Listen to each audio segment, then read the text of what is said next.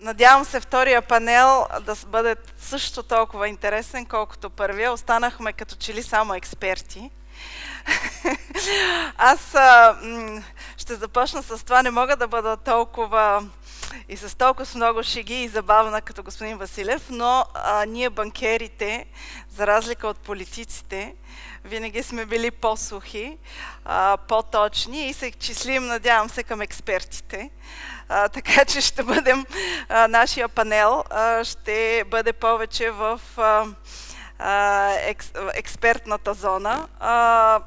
Изключително съм щастлива да бъда част от това събитие, като председател на Банковата асоциация и като CEO на една от големите банки, Пощенска банка, съм изключително щастлива да бъда тук и да говорим за присъединяването на България в еврозоната.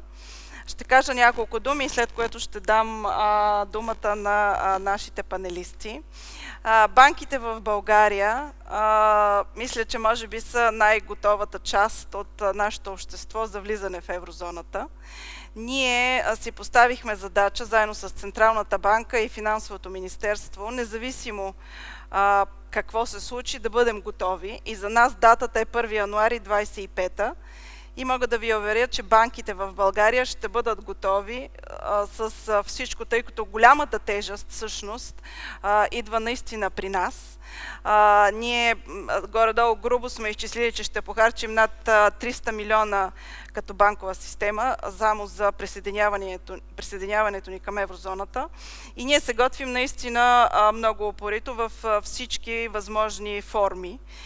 Включително и през асоциацията ще започнем една кампания, макар и късно, ограмотяваща и така с акцент върху това да разясняваме ползите, в които ние твърдо вярваме като банкери в присъединяването на България в еврозоната и в клуба на богатите. За нас тази цел, и надявам се, че ще бъде така взета и при сърце от следващото правителство след изборите, което имаме, ще бъде взета при сърце и ще бъде направено всичко възможно ние наистина да се присъединиме 25-та година, където според мен лично, вече в лично качество, смятам, че имаме реален шанс и възможности да го направим.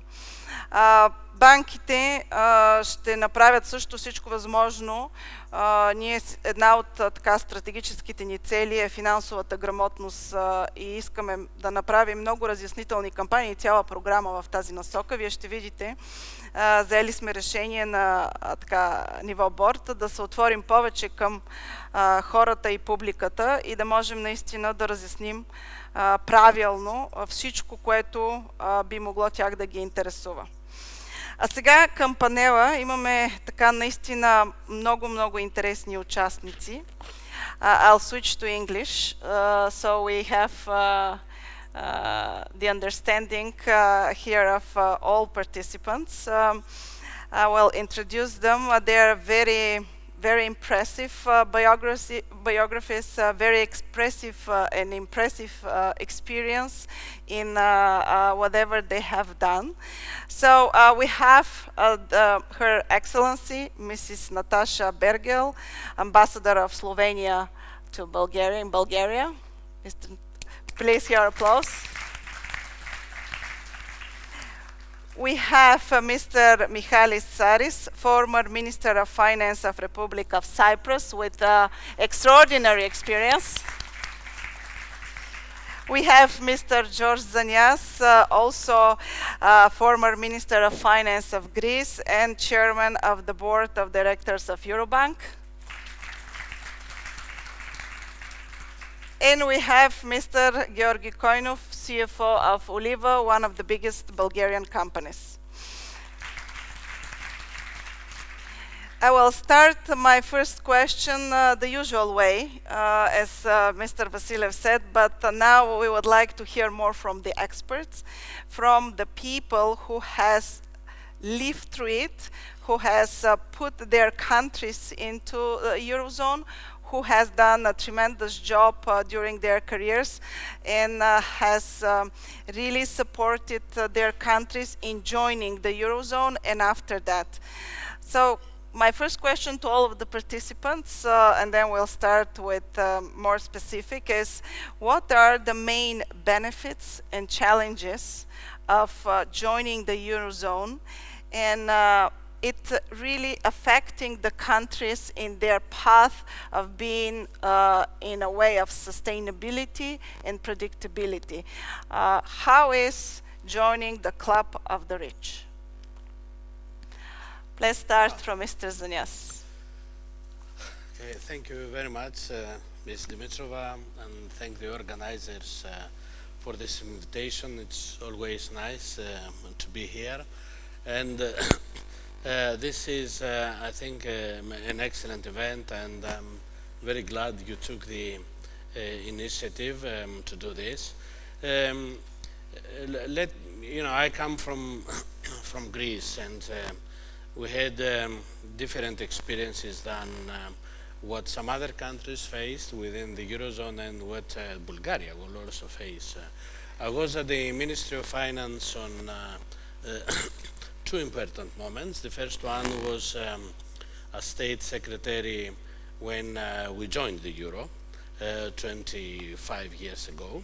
And the second one was at the depth of the crisis as the Chairman of the Council of Economic Advisors, and then subsequently the Minister of Finance. So I have seen all the preparation, the joy of joining, all the very good moments, and then I saw also the crisis. And now finally, we came out of that, and Greece is proceeding much better than the rest of Europe. Compared to Bulgaria, Greece had to fight a lot in order to join the Euro, because unlike Bulgaria, the convergence criteria were very far from what we had achieved until then. So in the middle of the 1990s, we had inflation of 20% or something like this. We had very high deficits, etc. I remember when I bought my house where I live now in 1994, 7 years before joining the Euro, I got it with an interest rate of 24%. That a few years later was 3%. Because we joined the Euro. That's a good sign also, of... That's a very good sign. It's one of the hot topics in this country. I thought you would like that. Now, the thing is that in order to satisfy these criteria, the government had to take very difficult decisions and follow austerity measures, really, because in order to bring down all these deficits and inflation. The thing, however, was that the Greek people gathered around this target, and that was made a national target, and people liked that. And when we joined the Euro, they re-elected that government, which followed that path. Of course, Bulgaria is nowhere near this now. You're satisfying almost everything. You're doing better than the average of the Eurozone at the moment. We have a small thing with the inflation rate, but as I hear today from the projections at the end of the year, you're going to satisfy this also. Now, and years of joy followed that, and then we had the crisis. The crisis came not because of Eurozone, but came because we were following the wrong growth model.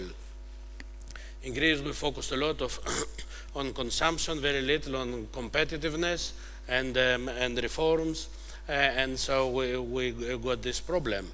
Now, Europe helped a lot. I will tell you that now 80% of the Greek debt is official debt from Europe. You know how much this official debt is? 288 billion they gave to Greece. That's why the Greek debt now, the average interest rate of the Greek debt is 1.5% because of this. So Europe helped a lot. So I lived both this, and now we are returning to the happy days. The thing with the benefits from the Euro, there are many really. It depends where you stand. before, but for me, it's a choice whether you want to be at the core or you want to be at the periphery. It's a choice whether you want to feel more European or less European, and the euro is the most tangible sign of being European. For me, these are the the main choices. Now, the benefits, I'm a professor of economics also at the university. I teach my students that, the euro really maximizes the benefits from the single market. You belong to the single market. By adopting the euro, you have greater transparency now. Across the border, the Greeks, instead of transforming lev into euro, now you can see much easier where it's cheaper. They take the car and they come here. The opposite, you can say, where the prices are in Greece, and you come for holidays there, which is our big industry there. So no transaction costs. You go there, you pay with your credit card. The banks don't get a commission because the same currency, of course. That's a very good point, because joining the Eurozone and Schengen will make our vacations in Greece easier, cheaper, better. That's a good slogan. We can start from there. Exactly. In general, travel gets much easier, but there are also greater transparency and of course, lower transaction costs. The business sector, it makes much easier the life of the businesses. Really, all this. I know that you have a currency board and you are pegged to the euro for almost 20 years now, but this is a local affair. You never know what happens. You see what happened with Sweden and Finland when they were keeping out of NATO. They want to be independent, and now they are rushing in and they're almost begging, to join the NATO in that case. So life becomes much easier really for business. But I think the main benefit for that is that being a member of this not only rich club, but it's the most civilized club also in the world, I would say. It has the best governance rules in the world, and we all tend to be harmonized and learn from that. Greece has improved on that front significantly, really, since the entry in that. But the euro, you have a common monetary policy, as we economists say. The rest of the policies are followed by the member states, but in a coordinated manner. There is a surveillance from Europe. You cannot do whatever you want in economic policy. If a government comes and they say, "Oh, forget it, I will have deficits in the budget." Well, Europe will say, "Hold it." It's not so easy to do that. If you have really this coordination, that adds to credibility of the country. And credibility means less uncertainty. That means cheaper interest rates, more growth, and very importantly, it needs more FDI, foreign direct investment to the country.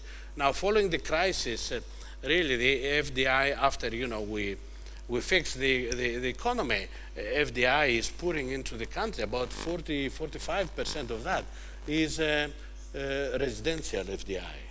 Or the foreigners come and buy property there, etc. And prices in Greece have rocketed. This is very significant asset for the people. That's also a very good point, because now we have said that in this conference we'll try to make it simpler for the people, because this is one of the things we are always accused that we talk on this language people don't understand. But this is another thing. So obviously we have in the country a big discussion about prices of houses and real estate. So that's a good point. Very easily understand by everybody. So joining Eurozone, this is another benefit which all the people in the country, and it's easier. Yeah. We have, maybe it's a good thing to have a few which we can use as we were discussing in our campaign, how we can give simple examples of what has been in the countries, to give it to the people, so they really understand it. Because obviously the most with the capital markets, with the interest rates, etc., it's maybe a bit more difficult discussion. Thank you very much. We'll continue, because Greece is always a very interesting example. It has been in the good and the bad times. It has been ups and downs, and obviously the Eurozone joining helped the country tremendously to go through this process maybe in the best possible way. Let's hear a bit Mr. Saris from Cyprus example. Right. I think a lot has been said about the benefits, and they are certainly important for households, businesses, and also for the growth prospects of the country. But an important message that was very true then, still now, although a lot of things have been put in place, that the Maastricht criteria, that is the criteria for entering the Eurozone, that is how much is your deficit, your debt, the stability of the exchange rate, are all important, but they are not sufficient. In the case of Cyprus, we were a star performer in terms of this criteria. But the architecture of the Eurozone then was such that although they paid a lot of attention to fiscal policy, they ignored imbalances that could come from the private sector. Misbehavior was suspected to come only from the public sector, and there were strict criteria then. In the case of Cyprus, I will give you one example, one number that may shock you.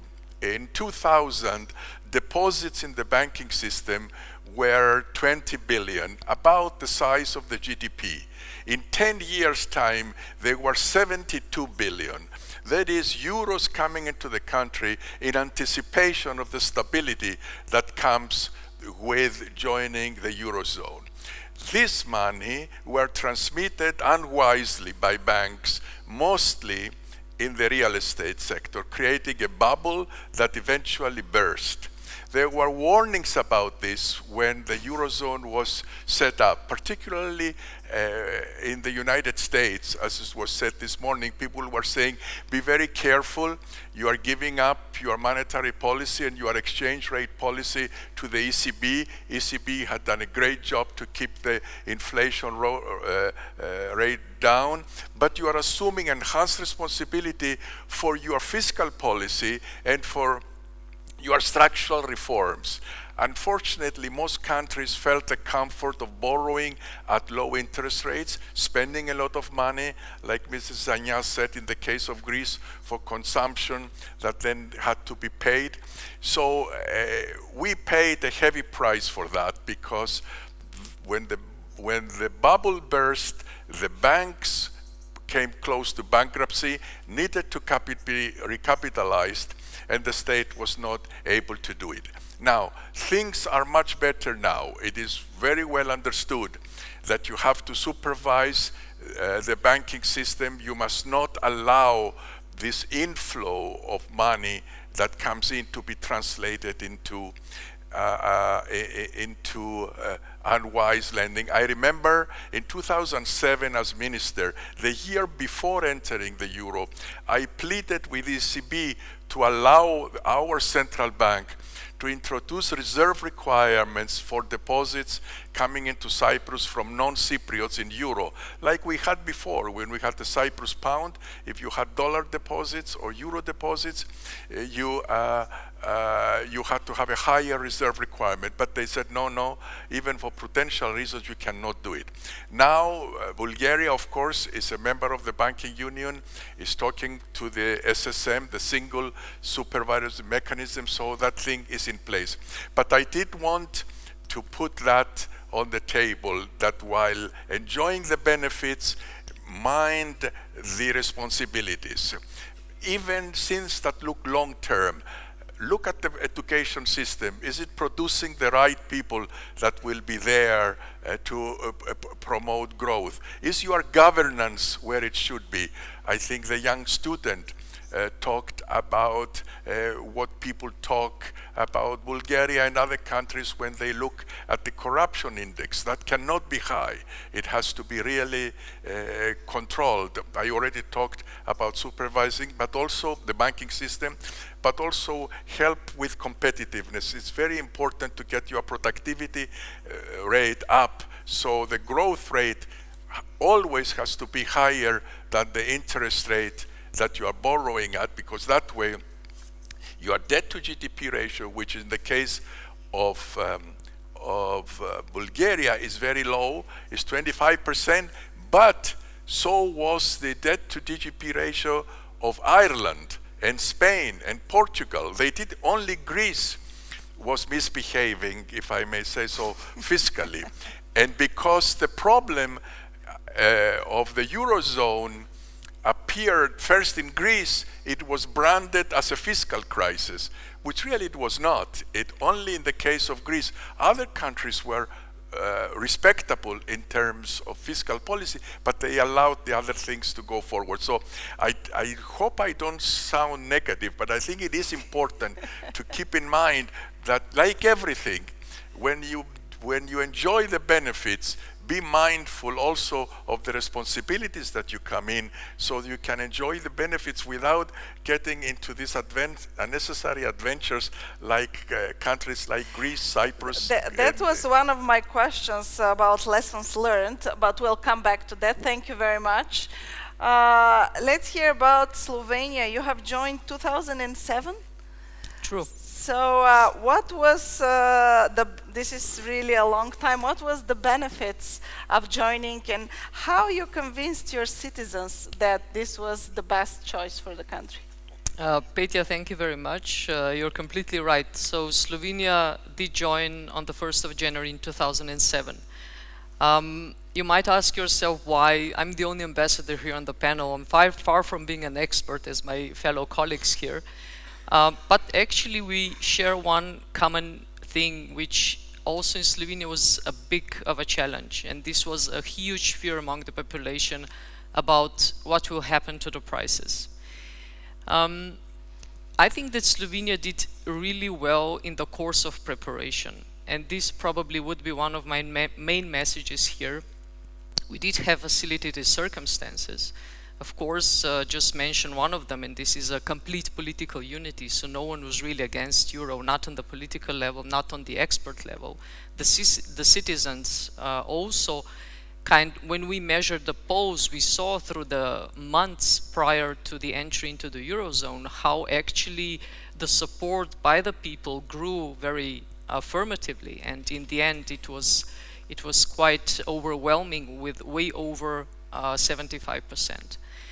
The thing is that probably today Slovenia would be in not such a good position as we were back then in 2007, because we kind of still were using the positive effects and all the emotional positivity about becoming the Euro, about becoming the member state. Slovenia became a member state of the European Union on the 1st of May 2004, so 20 years ago.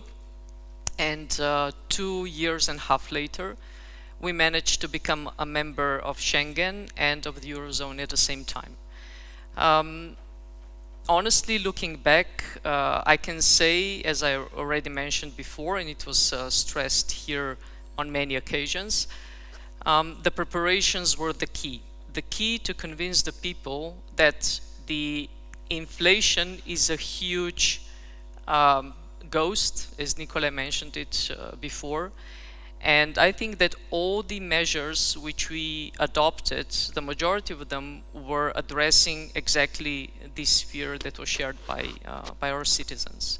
The benefits, shortly, I will not repeat all of them. I think it's quite obvious. The benefits were enormous for such a small economy as Slovenia is, but individually I will express the possibility for our citizens to compare prices. You know, in Slovenia it's pretty much a national sport to see the prices, to compare them, and there to decide where to go and buy them.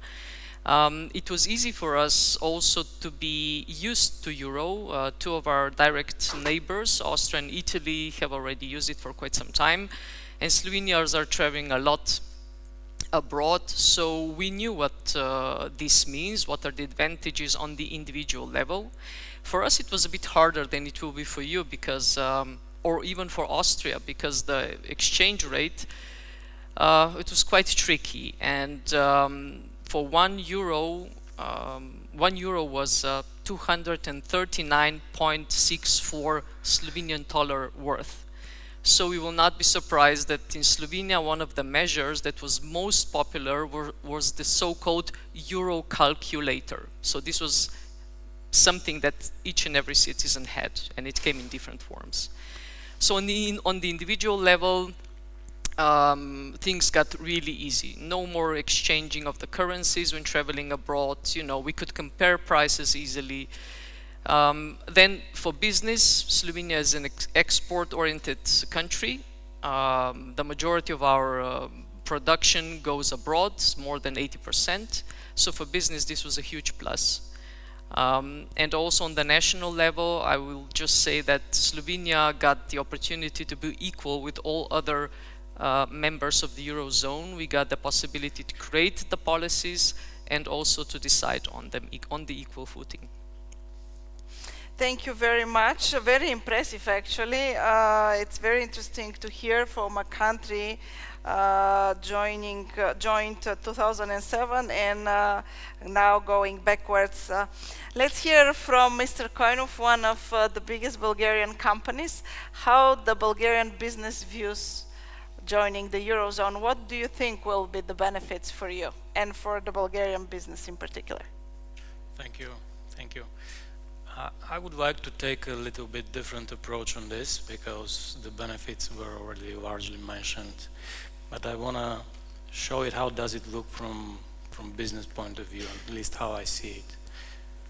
So every business to be successful needs a certain, it's called economic infrastructure.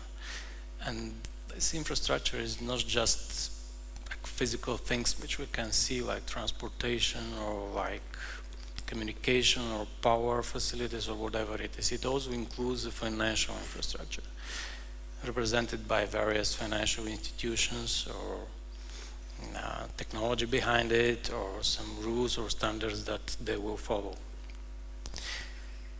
And I can't imagine a business being successful without having this infrastructure in place. But once you have it, then okay, you're able to establish a new business, you start developing, you start growing, and then the more you grow, the more demanding you become to this infrastructure. And why is that? For me, it's because of pure competition, because competition is the major driver of any business development and success. While you're small, you are developing locally, you're competing with your local peers. Then you start looking regionally, it becomes more and more difficult, but at the same time more demanding for you in terms of infrastructure. And one day you go internationally, and it's a completely different thing, and you start all over again. And what is the biggest problem for going internationally? I want to use the word here, credibility, which was already mentioned, and I think this should be one of the main focus of our discussion. It's very difficult to prove your credibility. And whatever the company is, whatever it is doing, once going internationally, we immediately bump into so-called counterparty risk. You will be immediately monitored for counterparty risk from your business partners. And this analysis also always goes top-down. This means that they will start looking at the jurisdiction from where you come. And unless they convince themselves that the jurisdiction is right, only then they will look at you as a business partner and try to convince themselves that you're credible enough. So what can a government do? So a country looks credible enough. Obviously, one of the things is to join to a group with already established reputation, as an example. Joining the European Union was exactly that in 2007, and we can easily remember how dramatically things changed here in Bulgaria in this period. Even before joining, I mean, there were huge foreign investments, obviously, that came here. There was a huge growth that we experienced. And I think all kind of similar measures are worth it, they are needed, and they will definitely improve the credibility of Bulgaria. Once this happens, then the business will have the sufficient infrastructure, much better infrastructure, to prove the credibility of the company itself, which is the main factor for being successful, especially internationally. So credibility for me is what brings, I mean, for me this is the main benefit that the Eurozone will bring to the Bulgarian companies. Thank you very much. Let's now go a little bit deeper. Mr. Zanias, can you describe the main steps Greece took in adopting the euro? What interactions with the European institutions you have done during this accession process? What was the main role of the finance minister and the banks, the banking system? Let's hear maybe some good practices which we can maybe push a bit more hard here to or to use as doing and during this accession process. Thank you, Mr. Mitchell. In fact, at that time I used to be the secretary of the Euro Introduction Committee, but that was 25 years ago now, okay? Growing older, you don't remember many things. I do remember, however, too many things happened in the banking sector, things that have already happened in Bulgaria, okay? Because we had to strengthen the banks through consolidation and other ways in order to face competition within this larger market, but also exploit opportunities. In fact, Greek banks exploited the opportunity of being a Eurozone bank and of operating with an international currency, which was the euro, and expanded into Southeastern Europe. For once, that happened really when we were entering the euro. We were commanding about 20% or maybe a little more of the market in Southeastern Europe. I don't think we could do that as Greek banks outside the Eurozone.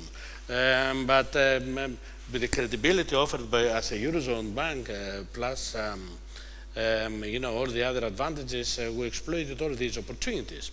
And the banks, of course, there are a lot of adjustments, all the payment systems, you know, I mean, you have a lot of work Yes. to do. we know from first hand. You know, of course, but now your banking sector is quite mature. It doesn't have all these teething problems that the Greek banking sector had.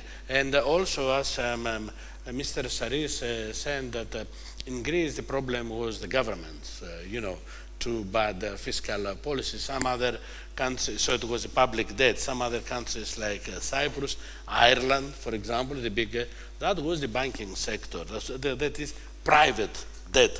That was the problem. Here, however, you have 60 billion assets, something like this, which is, you know, 20% of what is the Greek banking sector. The Greek banking sector is one of the small ones, really, in Europe. Now, so there is a lot of things that you can do as banks, because you know, it affects all your systems. And as you mentioned at the beginning of your introduction, you know, these awareness campaigns that you have to do jointly with the governments, it's very important, because you know, people will suffer from what the economists call some money illusion, and really rightly so, because they know level they didn't know, so they cannot convert easily. People, it's not like this audience here who can understand more. Say they need to explain that. You have to decide on things. It's very critical.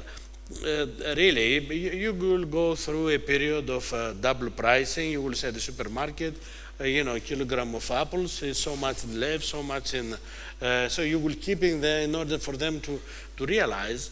And apart from all these things that will help into people realizing the real value of euro, you have also to have a lot of controls, because if you have this money illusion, as we call it in economics, some they may exploit some specialists in that to acquire some very extra profit. So that should be very well organized, and all the media is extremely important. Really, even schools, really, the older people.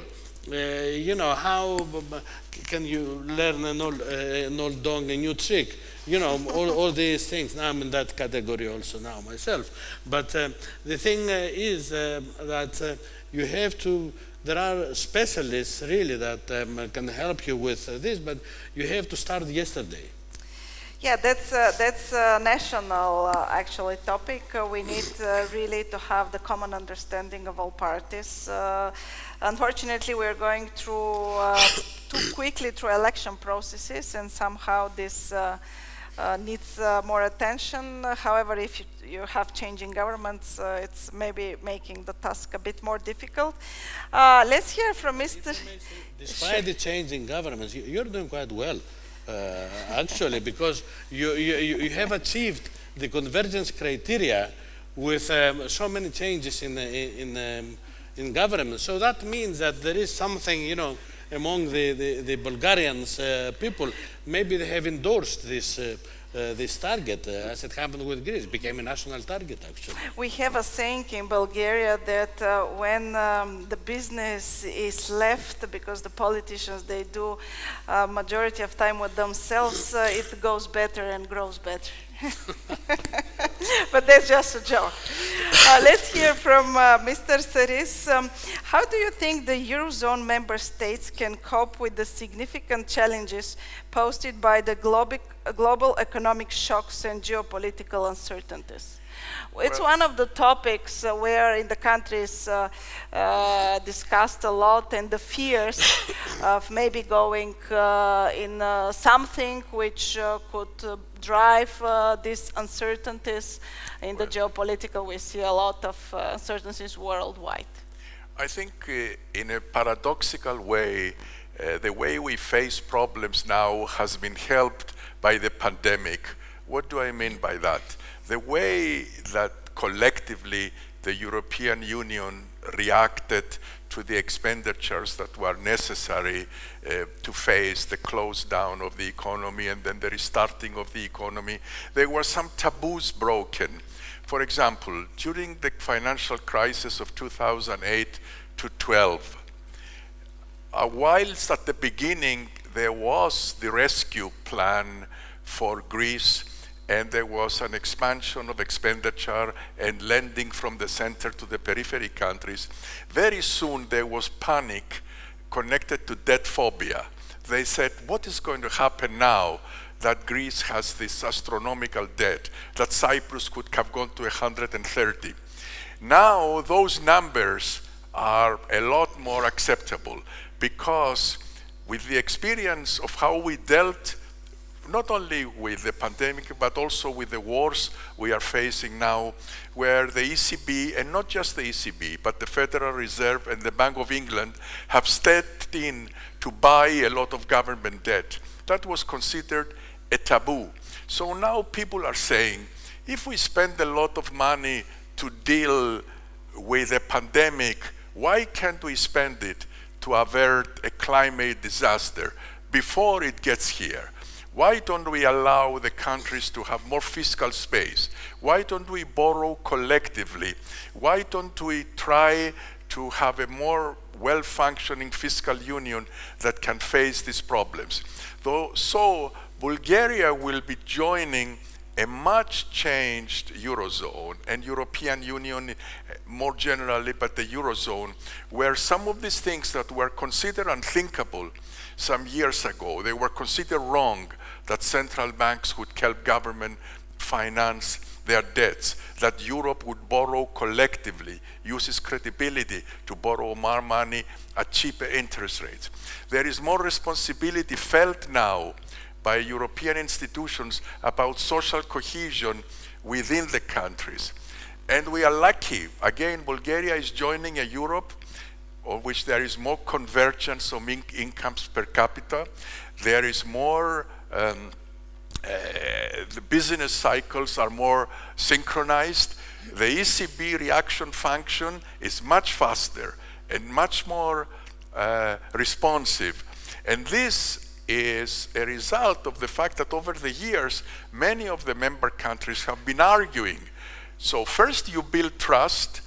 In answer to your first question, there has to be mutual trust. There is no point in trying to be clever, to hide some things that you think are good, because they're going to find out. And also, it's a mutual way. They have to listen also to countries when they say, look, we need to be allowed more flexibility. And now there is a lot more flexibility. For example, the Maastricht criteria.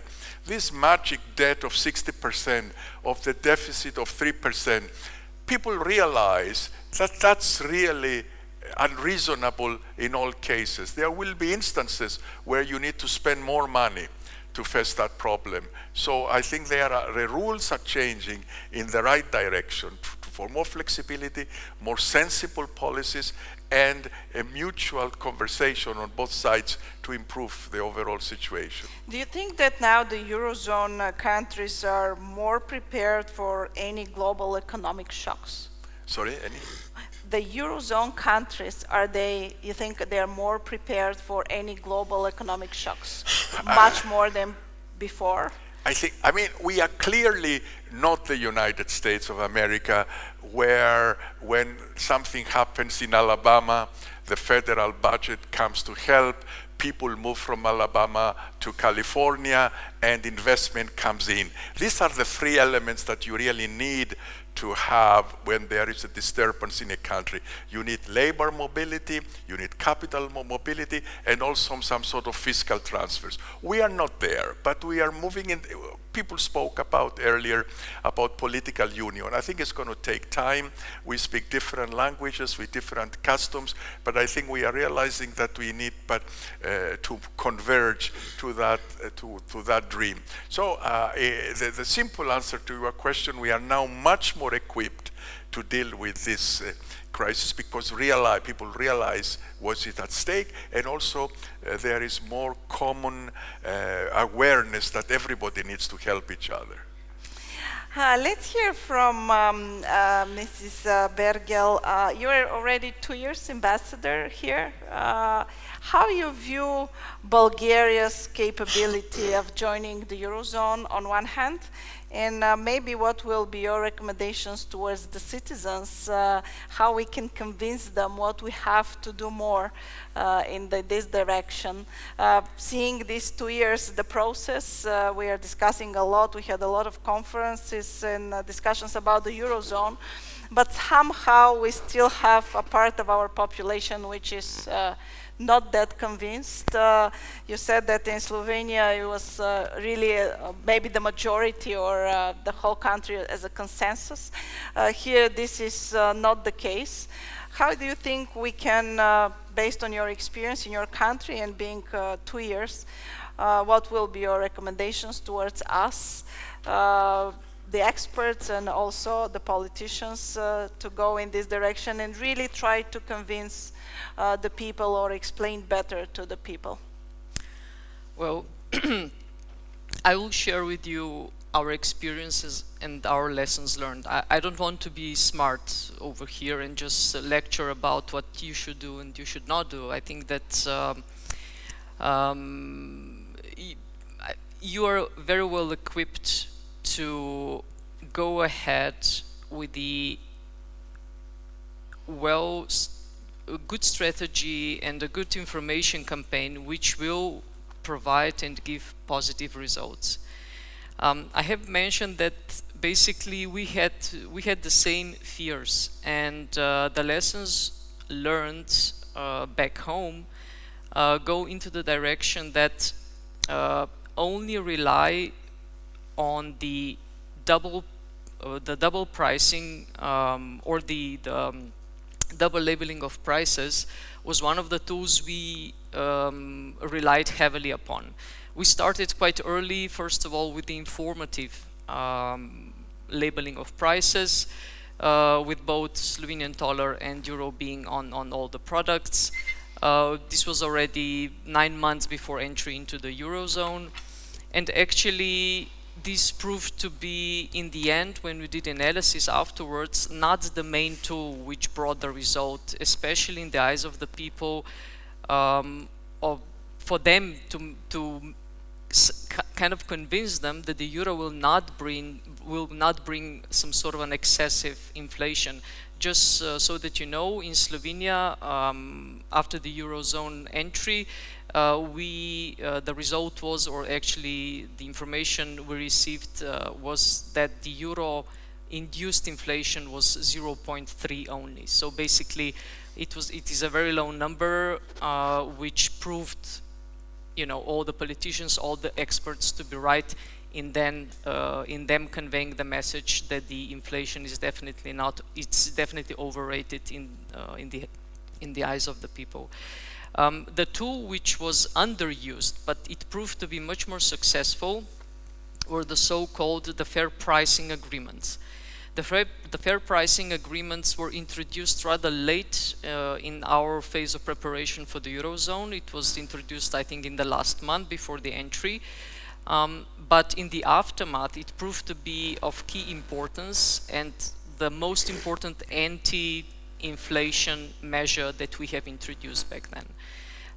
It was some sort of a moral commitment by different stakeholders, committing themselves that they will not increase the prices, just like that secretly somehow, as if the people would not notice. And I'm just mentioning again, in our case it was really difficult. Here you divide by 2 or you multiply by 2. In our case it was like a way more complicated operation. The major boost in getting the positive influence was when the government itself took this commitment, which covered the whole public sector, and then it was followed quite intensely by companies, by chambers of commerce, and all the members. So this tool proved to be very effective. The information campaign. In our case, again, it was of key importance, but it started really early. When I was looking at when I was doing some research and preparing for this event today, we started pretty much a month after becoming an EU member state. So this means 2 years earlier. Yes. So in our case, the first measures that were taken were already taken. So on the 1st of May, 2004, we became a member state. The first measures, which were adopted already back then for the entry into Eurozone, were adopted already in May, the 28th of May, and then in June. The 13th of May, just to inform you, we entered the exchange rate mechanism, and which I already mentioned, what kind of exchange rate was set.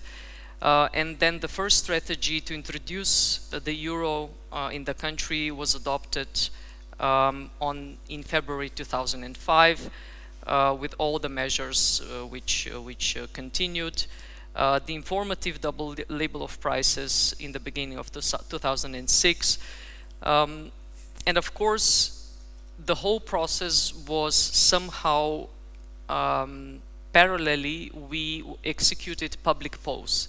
So our politicians, our government knew very well what the public opinion, opinion and support to the euro was, and this was very important to measure. So they were able to see whether the tools that they are kind of using, the measures that they are kind of exercising, are giving positive results or not.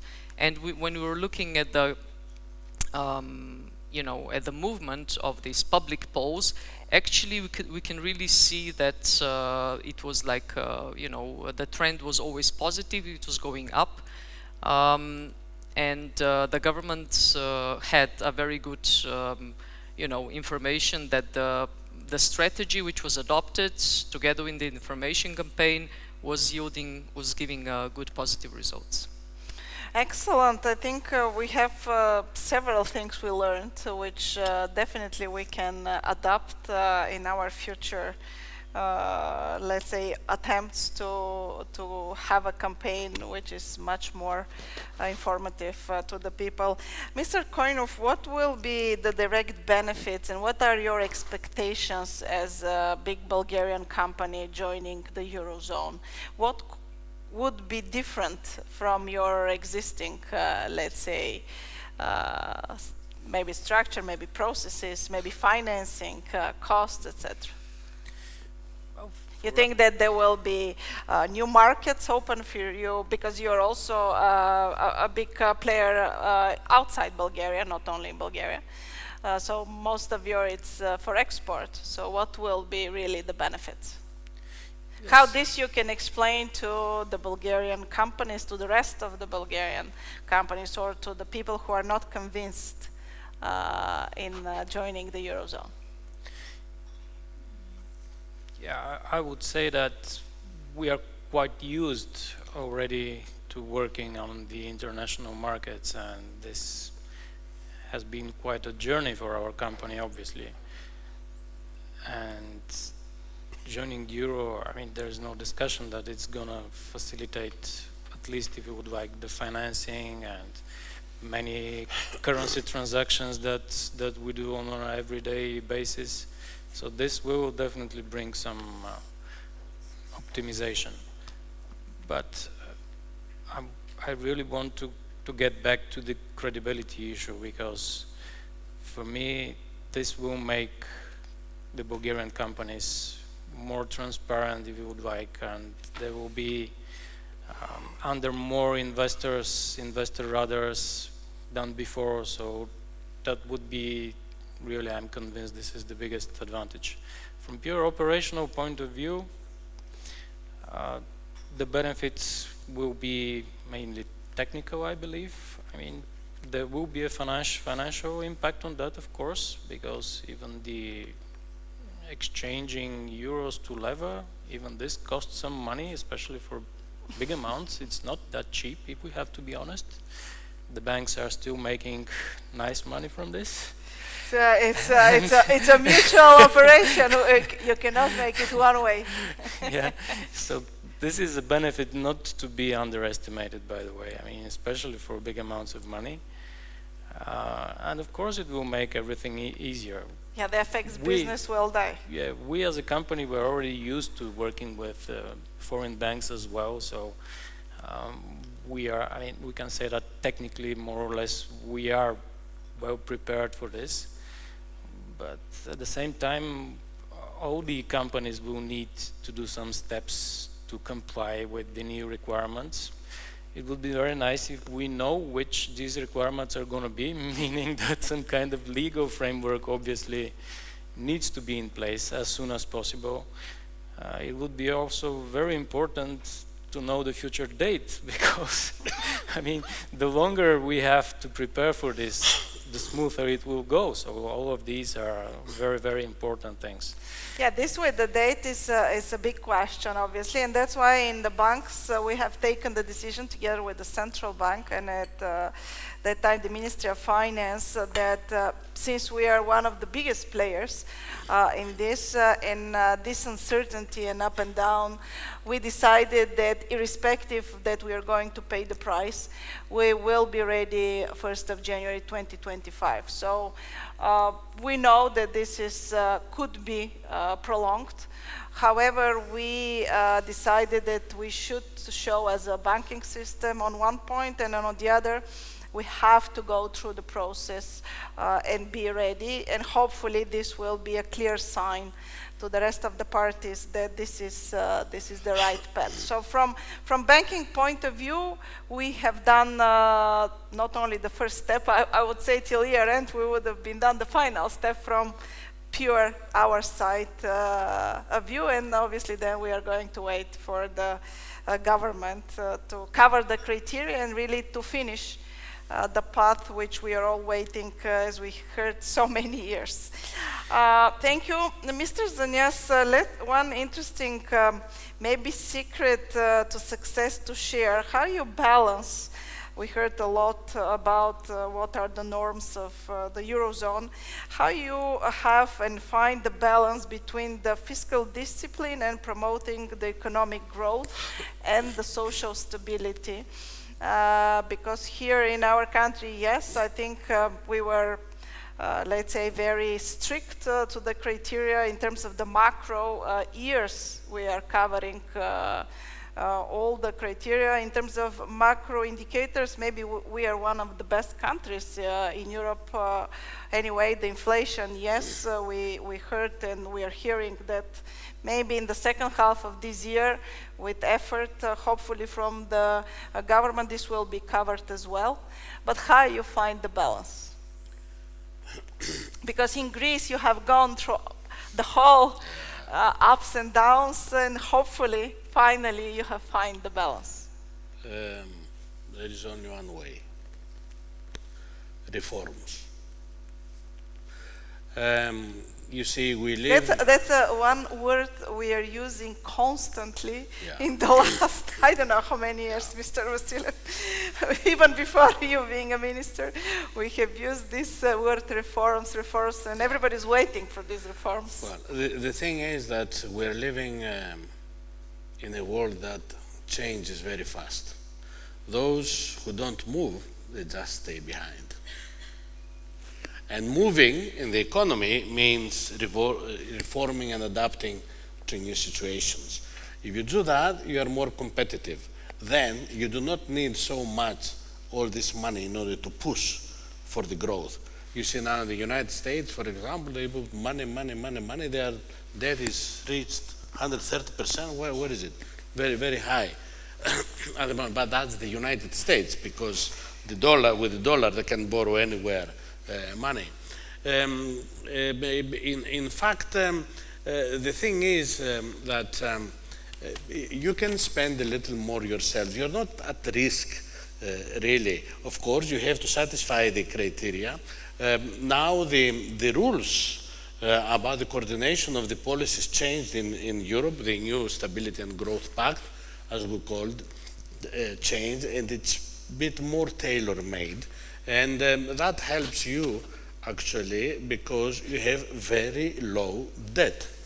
At the end of the day, you know, the difference between what we call primary balance, which is, you know, the total deficit is everything the government pays. Now, you pay very little for the service of your debt. And by joining the euro, you will pay even less. So you're not in a situation like some other countries. So you can spare a little more money. If the politicians hear you, they'll be extremely happy. This is what they want to hear, that they can spend more. Yes, they can spend more, but that not so much more as they believe, actually, because you see the politicians that you said, they like so much to spend more and so little to do reforms.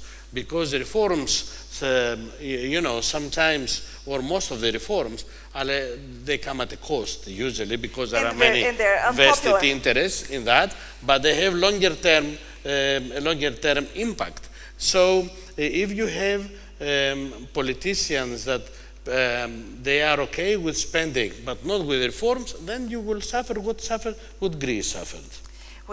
This is, we don't want even to imagine to go through this. We want to be on the other side. So this is my. And during the years, we were very fiscal disciplined. So I think we. No, you are very lucky because you have very low debt. So very low expenses to service your debt, and you are a competitive economy as it is shown from your current account balance. But joining the Eurozone, how this potential can grow for the companies and the people? Well, this potential is, as the businessman here said, or the private sector said, this is going to be a more credible country. By being more credible, you can borrow cheaper money. The investment comes from abroad faster, and a lot of other things are happening. And you are credible for a number of reasons, plus the surveillance that Europe has on that. So credibility is extremely important. This is the main thing that the euro offers you, really. Plus, you are engaging with the other European countries better. You can expand your trade. You can do lots of things. I think you will see in a few years, probably this hotel will be renovated. If you look into Athens, what is happening, hotels, foreigners bought almost all buildings in the center of Athens. They're converting them into hotels. We used to have, Athens had 2.5 million visitors 10 years ago. Now we have 7.5, and this is nothing. If you look at Lisbon, which is at the end of the world, there has 15 million every year. Barcelona has 25 million every year. Investment moves in, and things are happening. So, you don't expect don't just switch the thing. You have this credibility offered. You have to use it wisely and adapt continuously. This is my advice. Maybe to hear also from Cyprus how you find the balance between the fiscal discipline and opportunities for economic growth, joining the Eurozone. It is a challenge. There are a number of ways. One is better targeting of social expenditure. We found that if we really gave to those who really need it, you give more to fewer, and you have more effective policy and stay within your limits. Also, the quality of public spending. I know it sounds like a cliche, but one has to be very careful not to throw money at problems, but to say, what am I trying to do? In education, for example, I keep coming back to that, because if you really look at the countries that do well, whether it's in Asia or Latin America, are those countries that spend wisely on education, and they brought those skills to the people to take advantage of job opportunities. And then you can leverage also European programs. There are many interesting programs, this new generation that came, that if you have mature projects and good projects, you can tap into European resources more effectively. And also, and I don't want to say that to a country that has been good with its debt, but if interest rates are right and you have good ideas and good policies, don't be afraid to borrow. Markets are there to help. The same is true of an enterprise. The state has the advantage that it doesn't have to repay the debt. Why? Because it can roll it over. I mean, I know it sounds like bad advice if you are talking about fiscal responsibility, but I really think that we have been too much afraid of, if we have good projects, to go out and get the help of financial markets, which, by the way, are now behaving much better compared to the way they behaved towards Greece and Cyprus in 2008, when they cut us off and we really had to choose between quite a tough program or leaving the Eurozone. That really was the choice at the time, because nobody else would lend us.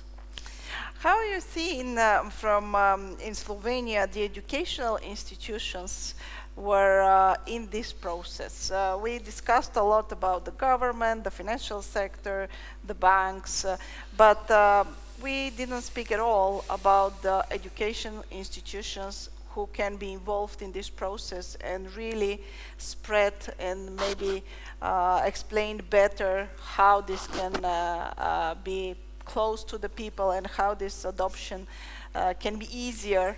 And also among the young, we have here one very, very touchy speech by this young lady. How this can be implemented in the process, how you did it maybe in Slovenia? Indeed, Madame Eleonora Saveva was really quite impressive. I have to say that with this kind of youth you really have a great future, but we are used to it. We hear it and we know it. I know it at least by now, after 2 years of almost being here, that Bulgaria really has a very great potential in many areas. And these young people show it on daily basis. The educational part, it's very important. It was important back home. I will refer again back to one lucky circumstances maybe that we had, and we used it completely. And this was the fact that by entering into the EU, we, the politicians, kind of very well used that euphoria, that enthusiasm that was present among the people in the nation. You know, our results on the referendum, whether to enter the EU or not, was of course overwhelmingly into positives. And the politics used it, you know, just to carry or to ride on this wave, also in the two other national priorities which followed, the Eurozone and Schengen. Why I'm again repeating this? Because this was also reflected in our educational programs, educational curricula. Back then, I remember back then, because I was it was a couple of years of me coming back from the study in the United States, and part of my studies in the United States was it's a bit funny, but one of the courses I took was the EU law. And actually I have to say that my experience was rather positive, so the American professors did know what they talk about when they were teaching these lessons. Then after I came back home, you know, continued with my job at the Ministry of Foreign Affairs. I still kept a very intense contact with the younger population of diplomats being employed within the ministry. And of course, within the Ministry of Foreign Affairs, the advantage is given to the students who are, you know, who are learning about political sciences, international relations, lawyers, economists. And one of the exams, of course, was dedicated, quite understandably, to the EU affairs. And I have to say that the results have always been very positive. I myself was very surprised at the quality, which was definitely connected to the part of the educational program that we offered back home. Obviously, not only the politicians used that wave, also the academia used it well and introduced the EU-related subjects already in the high schools, but then of course much more intensely in the higher education levels. So it was definitely something which helped the younger generations to be comfortable when they spoke about the EU. You know, we have quite a high level of emotion of being an EU citizens. Of course, it's funny because back then it was higher, now it's declining a bit because I would say quite understandable reasons. But nevertheless, we used that positive way of emotions really well also in this educational part. Thank you. Mr. Koinov, in terms of some good examples, what you are doing in your company for joining the Eurozone, can you share some experience with us, and what will be maybe as good practices which you think that some other Bulgarian companies can do the same as preparation for joining the Eurozone? I think just being more transparent is always a good place to start from. This is what we've been trying to do for many years, and this helped a lot. Looking back now, I think this helped a lot, because it's inevitable that you have to work with different counterparties in different jurisdictions, different financial institutions. Trade finance is very complex. Trade flows do change all the time, so you always need to introduce new partners in this process. So being transparent and maybe just providing a steady performance is what the companies should be always facing at. Because the peaks and the troughs, they will always be there, but as soon as you can have a steady performance, this is something that your partners will always value the most. They want to have reliable partners, predictable partners. So opening yourself, being more transparent, and looking at more strategic goals is what everyone needs to do. And by the way, if we come back a little bit to your previous question about, again, the benefits and what companies should do, I think there's one argument which should not be underestimated, because the euro is anyway the second largest reserve currency in the world.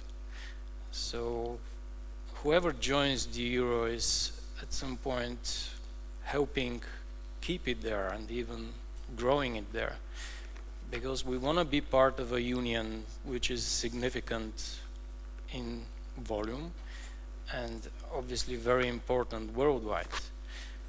I'm not saying that we're going to overtake the US dollar sooner or later, but if we think about it, the US dollar is what it is because of the financial system, the most effective financial system that it created.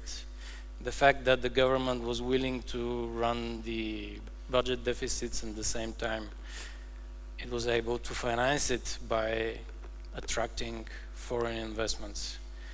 So I don't think in Europe it's so much different. We have to be part of this process, and even a small country like Bulgaria joining the euro is adding up to the euro as a reserve currency in general. So that is another argument, I think, which is also important.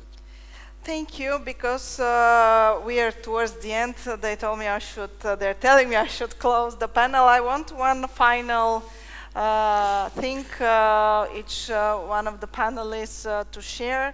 How you view the future of, we have very soon we'll have elections. How you see the future in this geopolitical situation of Europe and Eurozone and the prospects? And maybe, because I'm again coming from my background, do you have any views? Now there is a big discussion about the digital euro.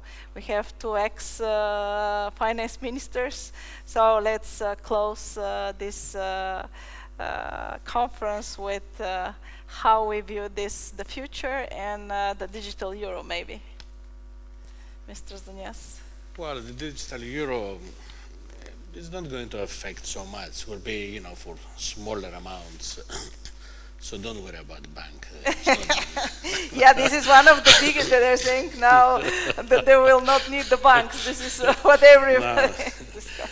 No, the digital euro, you have to have money at the bank in order to have the digital euro. So don't worry about that. It will facilitate some transactions. With digital euro, Europe is trying, we have a dominance of all these credit cards from the United States. With this, we can take some piece of that also. There are many details really that need to be figured out. At the moment, usually this will be for smaller amounts, that is 2 or 3, maybe 1,000 euros that you can spend on that, things like this. We don't know the details yet. Yeah, it's under discussion. Exactly.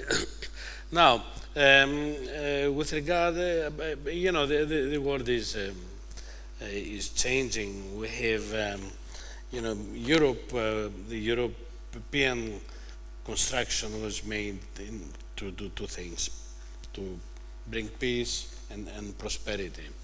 In fact, we are following the path of an ever closer union. It started with what it started, then European communities, European Union, single market, Schengen, Euro, and we proceed.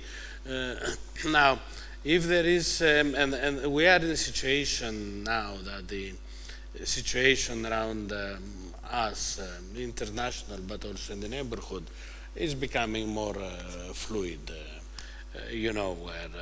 Where things are happening, and also the international economy will become, it is becoming more fragmented. We'll see how all this is going to adapt.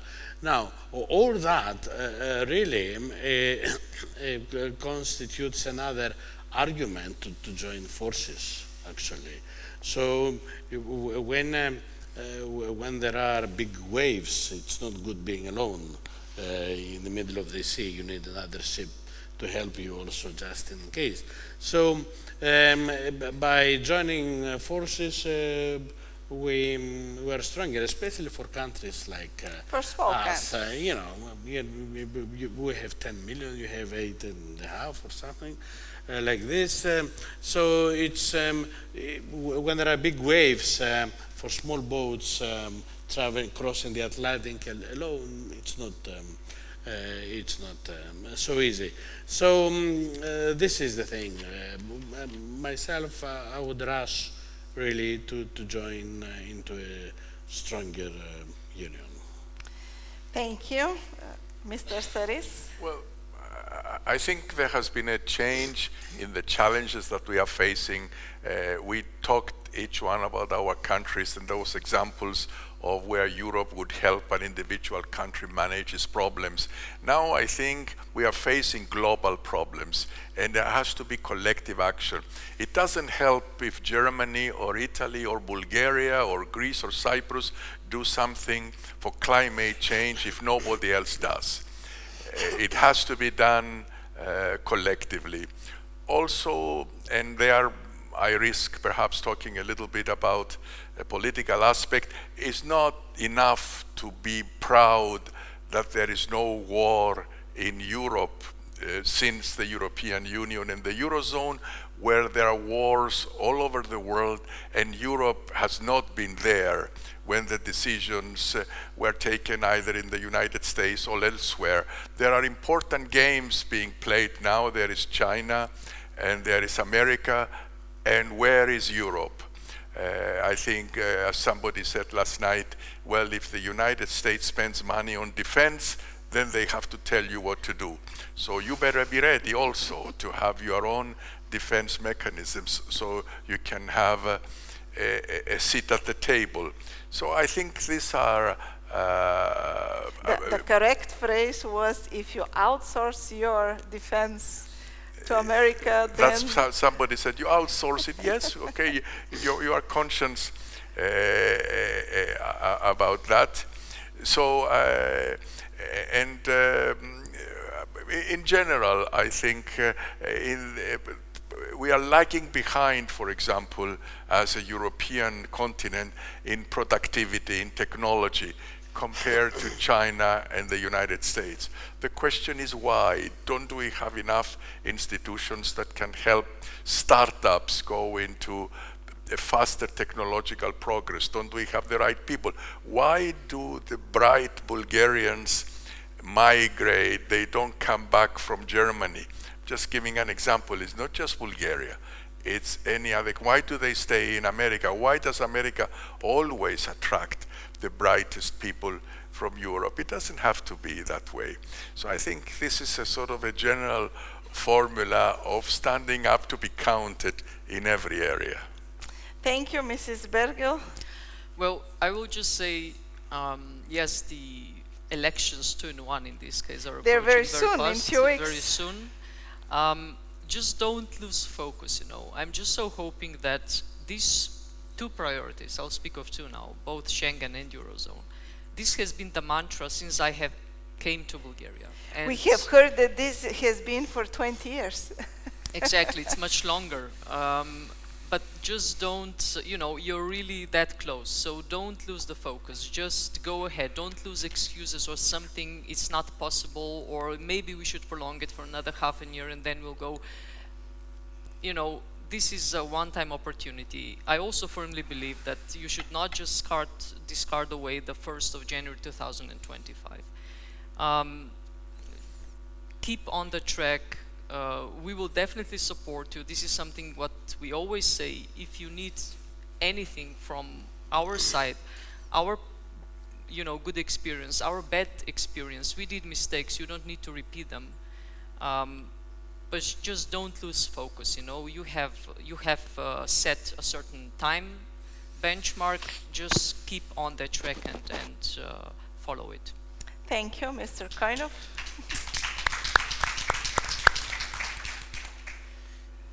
We didn't discuss the arguments against, actually, in this panel, and I do not intend to do it. I just want to say that although there might be arguments against, I mean valid arguments against as of today, we should not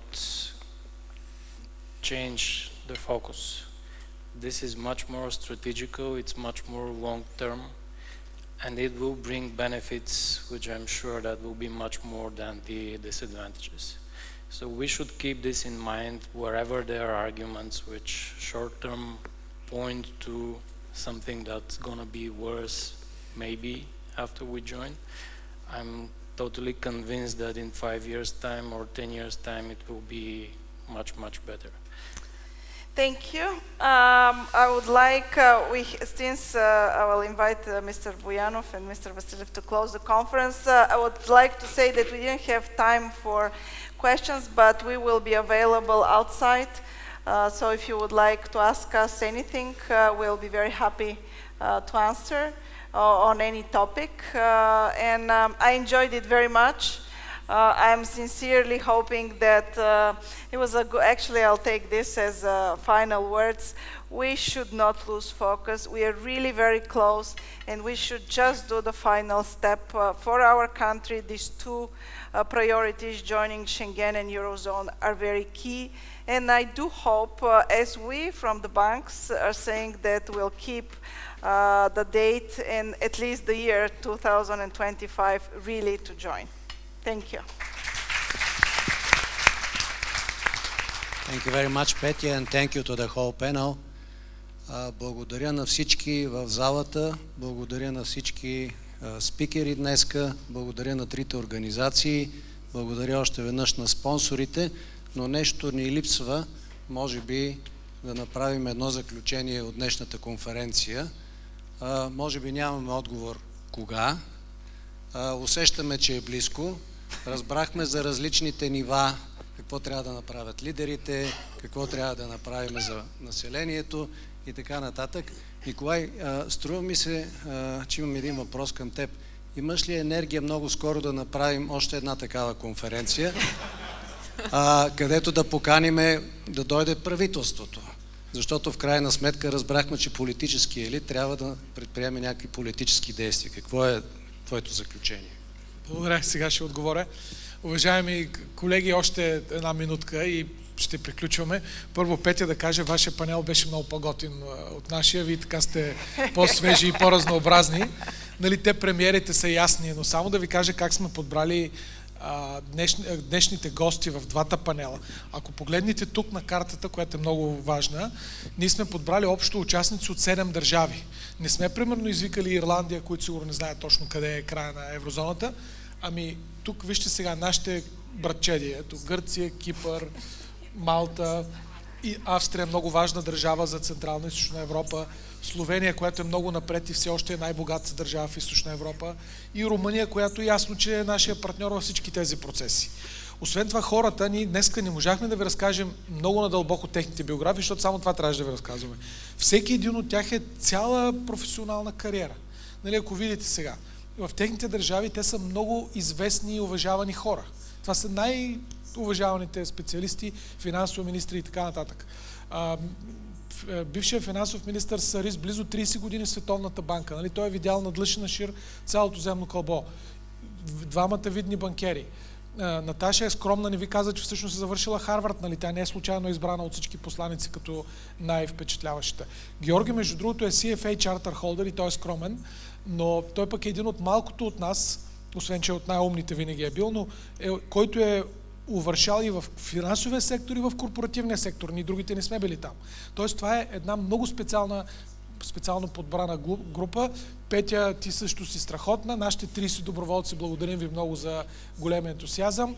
Сега, отговаряйки на тежкия въпрос на Борислав. Сега в момента не знам какво да ви кажа, трябва да го помислим, защото ви се оплаках, че това за мен лично е 5-та конференция, от които 4 са били организирани, включително от CFA асоциацията. Значи, сигурно ние сме си виновни. CFA асоциацията не е виждала жив министър, може Петко Николов го видяхме, нали? Но не е виждала някъде от средата на по-миналото десетилетие. Това не знам точно кой, в кого е вината от двете страни. На всички тези конференции ние сме имали общо 5 чужди премиери, 10 на чужди министри. Това не бяха единствените премиери. Имахме 2 на 2 други конференции. На всичките тези правителства, на всички тези конференции правителствата 0.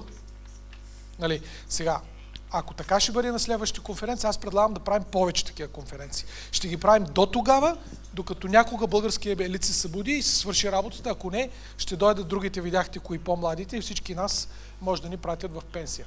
На всички вас благодарим много, страхотни сте и до следващата.